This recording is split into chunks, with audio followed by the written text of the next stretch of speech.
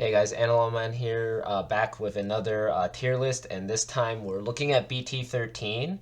We're looking basically at where each deck is going to basically be setting up shop, including all the new decks that are coming out of the new set. I have a lot of decks here because I was just basically just going through the list of decks I've played or seen or just have basically like used, honestly. So I might not have everything on the list, but I have a pretty decent chunk of decks that I've seen basically do stuff in the meta since like I started. So yeah.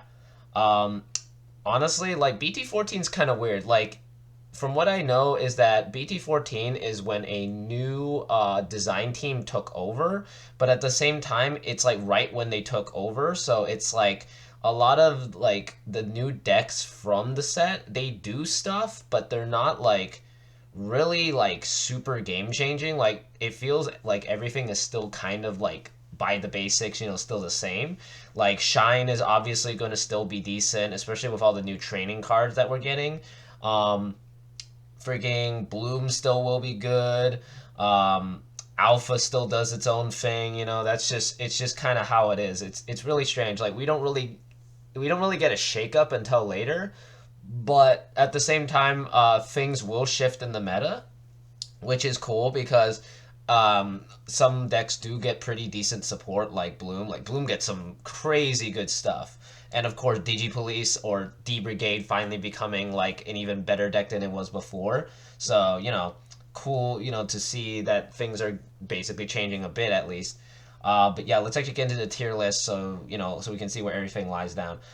First, Alphamon. Like Alphamon is still a really solid deck, but it just I don't know. There's something about it that's like keeping it from tier one. Honestly, I think it's just the lack of the old Doru Gray, which kind of hurts it because the new one is really good, but it's still not as good as the original, which kind of puts this deck down a little bit. Which I feel it's like a really decent tier 1.5 deck. Like it is amazingly fast. It does a lot of damage. It just does its thing much better than most decks, and now with Mulligan, it just becomes even better. So I feel like it's a really solid like top of tier 1.5. Um, then the new Angel deck, honestly, like it is amazing. Like it has a lot of things going for it, but even if the opponent's like deck is virus based, they still outspeed it by a ton. And like the fact that Shine is one of the best decks in the format, and the fact that it's not like everything is vaccine, this deck basically does nothing to it, and that's mainly the thing that's holding it back is that it does the things that Shine does, but not as good, sadly. Like it can do a lot of really cool things, like evolving for almost like zero memory, but at the same time, Shine does that but better while also damaging the opponent. So it's just not great, honestly. Like it's a really good tier two deck, but it's just not as strong as Shine, sadly. So we have to put it here. Hunters is still kind of just there in the format, no matter like what. Especially ever since BT12, it's just been there, like doing its damage. So I'm just gonna put in 1.5 because it's still a very solid deck, especially because it's the only deck that has a way to put something underneath a tamer aside from Bagramon, which nobody plays. And speaking of Bagra, yeah, this is going like straight into Gimmick because this deck, no matter how much support it gets, no matter how much people try to use it or try to build around it, it just doesn't work because of the fact that all the Digicrosses just cost so much compared to Blue Flare and Crossheart. They're just too much, and it hurts you in the long run. So it's just not great. Beals, on the other hand, still a solid 1.5 deck. I will put it like right here above. Like honestly, if it gets going, it can beat Hunters. Like it beat Hunters before, so I will just keep it here. The only downside is that it's slightly slower because of the lack of the EX2 Intmon, but that's fine. Like it still does its thing well and does it very amazingly. Shout out to my friend Ken who plays this deck and mains it. Basically, it's just a scary deck to play against when it basically gets all its cards in one row, basically. So solid deck regardless. Belphamon, like the fact that it went from tier one, it was really strong, and I saw a lot of these decks at regionals actually. But with the hit to scatter mode, I feel like it's dropped either it's like on the bottom of 1.5 or it's like right above like Andromon because it's too slow now. Even with the Gizu engine, and with the missed memory boost and the trainings, it's still just too slow to go off fast enough, which is really depressing, but that's just how it is. Um, I feel Belfamon is just going to be that solid tier 2 deck that's just like really decent, but it just lacks the power now to take on Shine. Because even back with it at full power, it had a tough time with Shine sometimes. So I don't know. I feel like this has dropped a tier or two, sadly. Sorry to all the Belfamon players, but it doesn't feel right without Scatter Mode. It's just not strong enough, or actually not strong. It's still very strong. It's not fast enough anymore, and that's what like the thing is like with Digimon in general or just any card game. If you can outspeed your opponent, you can basically just win the game no matter what. Then we have Black War Greymon, or just Greymon in general, just like, or actually, since we have like War Greymon technically on this list, I think, yeah, we do have. This is just like the Black War Greymon builds, and they're still really strong because they do a lot of damage and can hurt your opponent really good. So it'll be in tier 1 regardless. Bloom obviously tier 1 because it's so good. I feel like it's slightly better than Black War Greymon, but like they're honestly like tier 1 is not really about like who's on top. They're all just really good against each other regardless. So yeah, but I personally I really love how Bloom works and just how fast it has become. Like it's literally become 3 times faster than before. So I honestly feel like these two are just super strong. Same with Blue Flare. Blue Flare is really strong. It honestly like it kind of does lose to Black War Greymon because of the redirects and also the fact that it can just delete its tamers and then you lose its sources, including the other new tamer that allows you to grab stuff from trash. Black War Greymon can just kill that, sadly. So it's just a bit stronger, but not like they're both like almost side by side. So it's just how it be. Like Chaos Dramon, like Machine Dramon, it's a solid like tier 1 deck. Like the fact that it took the regionals in Pasadena is crazy. Like I was not expecting that because of just the fact that people still play Hunters, and I was really worried about that. But surprisingly, it managed to power through all that, which is insane. So I will honestly put it tier 1. Like it is higher than Blue Flare because it does counter Blue Flare very well. Even with Sorai stripping its sources, it can keep walling blue basically the blue metal Greymon over and over until they basically deck out, which really sucks. Then we have Crania. Crania is just like Crania did get new support in BT13, but it's still kind of like a gimmick deck because it's just based around making a ton of blockers and protecting them. And in this case now, it's more about just making one big blocker that just does everything. But at the same time, you don't really have a way to redirect him as much as like say Machine Dramon. So it's not as good, sadly, and it's just kind of like a meme at this point. Then we have Digipolice. Digipolice is a really solid tier 1.5 deck. Like it's really strong, but it has issues against some of the top decks. Like Bloomlord can suspend its whole board. Black War Greymon can wipe its whole board. Machine Dramon can just wall its whole board. Blue Flare can just stun its whole board. So yeah, it's really good against certain decks, but just a lot of the tier 1 decks kind of beat it still at the moment. Once it gets its new support, it will be stronger, which is good. And also the fact is, as of recording, we did have confirmation of new support in BT16, including a possible Jogress into Chaosmon, so pretty good. Then we have Dart Naimon. Dart Naimon is just a really good rogue pick. Like, it's not going to be winning you like tier 1 stuff, but it does have a lot of power, so it can occasionally just get wins, so I'll put it in rogue. Creepymon, like Mill decks, they are honestly really good rogue decks, so I'll put them there. Diaboro, you know what? I'm gonna give it a rogue spot. Honestly, shout out to my friend Ian who still technically plays Diaboro. Like this and Gallantmon are his main decks, and I honestly I am amazed about it because Diaboro still hasn't gotten the support, but it's still a really super fun rogue deck to play, and when it goes off, it goes off. So I just love seeing it in action. So I'll give it that really cool rogue spot. Honestly, I feel like it's better than Dark Knight sometimes, but they're like honestly just like side by side. So I like them both. They're really fun black decks. They're just fun. Dorbeckmon is also really busted, like, rogue deck. Like, if you let it go off and pop your board and swing for damage and you can't block it, it basically just wins. Shout out to my friend on the Hatchery Discord who mains Dorbeck, Tiger. You literally made me scared of this deck, so yeah, that's the reason why I'm honestly putting in Rogue, because it's just so cool when it goes off. So I'll put it there. Leopardmon, also kind of a really fun rogue deck. Like it's really cool. Like I love the idea of it gaining like all these cool, like the fact that it can switch modes. So I just really love it, and the fact that it can actually really do some damage if it goes off. So pretty solid. Same with Gallantmon. Gallantmon is a really strong deck, and I actually did see a few Gallantmon players at regionals. So it's like I don't know, maybe it's like tier two, but like at the same time, it's very rogue sometimes because you just don't see it often. I was genuinely surprised to see Gallantmon players, so I'll just put it at like the top of rogue because it's a really strong deck when it comes out, you know. Eosmon is a gimmick, obviously, because it just can't do its thing properly. So yeah, we'll put in gimmicks.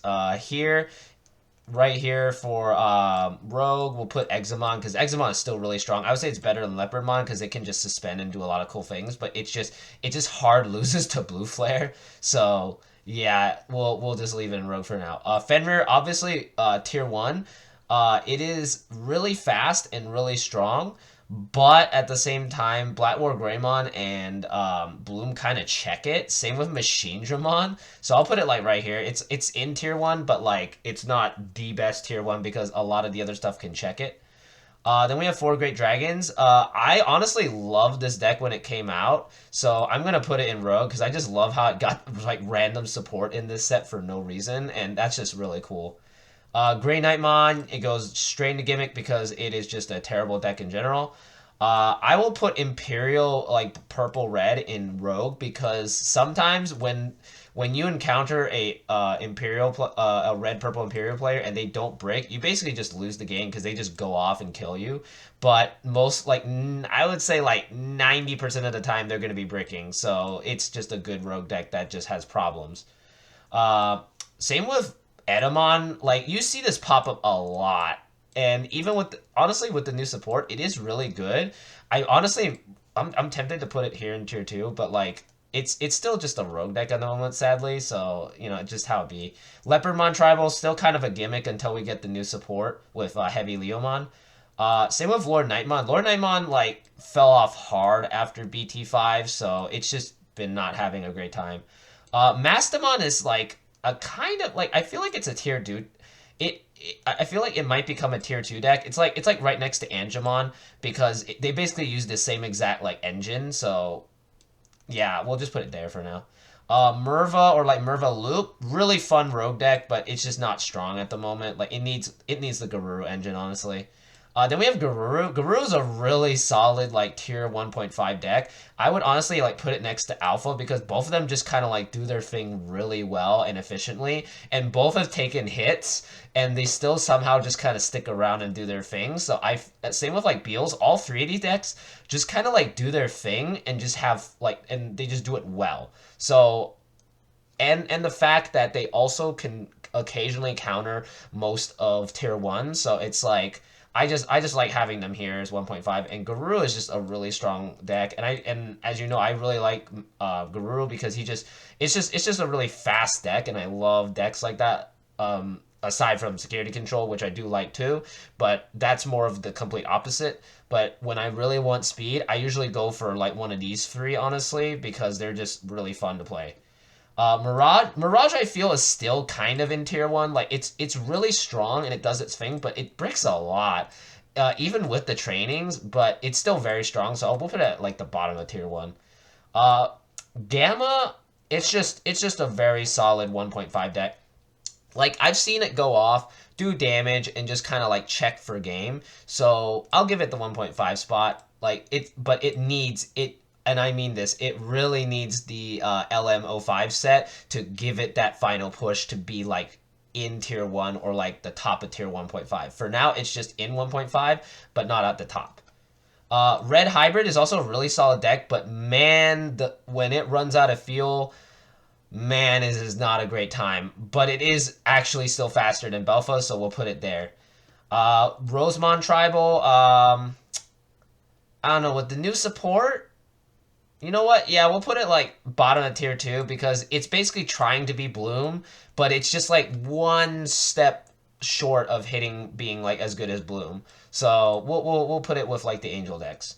Tyrannomon X or Tyrannomon Ace, or my bad, Rust Tyrannomon Ace. Um, we'll put it in like Rogue. It's a really cool deck. I've seen people play it, and it's really fun to watch, honestly, because it's such a like cool concept. But just giving them an ace that just hurts them in the process just is not great. Then we have Shine. Shine is still like tier 1. Like it's really depressing to say this, but it's just it'll still remain up here, sadly. Most of the decks will outspeed it now, because now we have training, so now we can basically do the exact same thing. So it's like it's there in tier 1. Like I would put it with Fenrir, just like right here, because Chaos Dramon just like it just hard kills it if it has the EX1 of Machine Dramon underneath, and even if they kill it, you just play the EX1 Machine Dramon, and then they just can't do anything. So yeah, having this here, I feel like Machine is there only to counter Shine at this point, which is kind of weird, but you know that's just how it be. Yeah, and then we have like Shin Manze. Shin Manze is like a gimmick deck until we get the new support, sadly. So that's just how it be. I use Titamon to represent just purple toolbox, and it's kind of like a gimmick, honestly, like just making a purple deck with just normal purple cards or just anything together to kind of like make like a rush mill deck. That's basically what it is, and it's kind of a gimmick. Then we have Ulforce. Ulforce is a solid 1.5 deck, and I'll put it like right next to Beals because it does the exact same thing. It just turbos and makes you regret playing it. Then we have War Greymon. War Greymon goes right here next to Black because it's just both of them are just super strong and have like the most broken support and protection. So yeah. Crossheart. A lot of people say that this isn't as good as Hunters, but I think it's better than Hunters because once the new other sets come out, Hunters just stops topping, and then Crossheart just comes back and replaces it, which is really cool. So I think it's a really good 1.5 deck still. Royal Knights, with how fast decks are going to be, I feel like it's a tier 2 deck, but it's a really strong tier 2 deck. So we'll put it like right here above Red Hybrid because it can still do its thing. It just has to see those pieces fast enough, and it just kind of wins the game. Zudo Ace is just kind of a really good rogue deck because it can strip everything and bottom deck your stuff. So, and you also have to watch out for the ace power that it has now. So yeah, it's a decent rogue deck. Alter S, it's just like there with Rosemond because it's still kind of bricky, but at the same time, with the new trainings, it might be a little bit better, but I'm honestly not sure because I have yet to see this deck actually top regionals or just any event in general. Like, it is a really powerful deck, but it's just the bricking kind of just holds it back, and I really don't like that. It's the unfortunate downside of Alter S. Like, I love Alter S in general, just how cool his design is and just how his deck works, but it's just because of its consistency that it just doesn't breach tier 2, sadly.